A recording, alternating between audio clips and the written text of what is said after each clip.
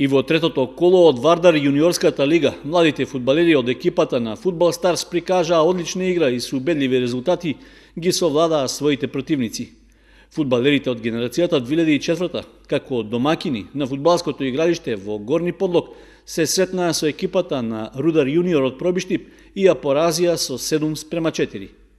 Гостите од Пробиштип не можеа да им се спротистават на нашите пионери, кои како и во изминатите две кола не дозволија изненадувања. И нивните помлади клубски колеги од генерацијата 2005 имаа одличен успех.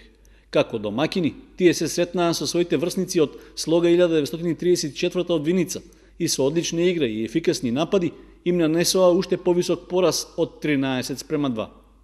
За разлика од помладите екипи на Фудбал Старс, кои се убедливи во настапите, сениорите кои се надпреваруваат во Општинската фудбалска лига и понатаму се без успех на теренот.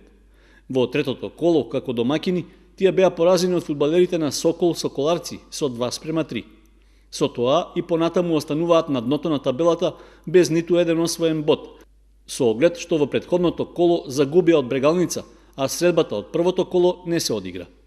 Инаку, поради настапот на државните репрезентации до 19 и до 21 година, третото коло од правенството беше одложено за генерациите 2000, 2001 и 2003 година.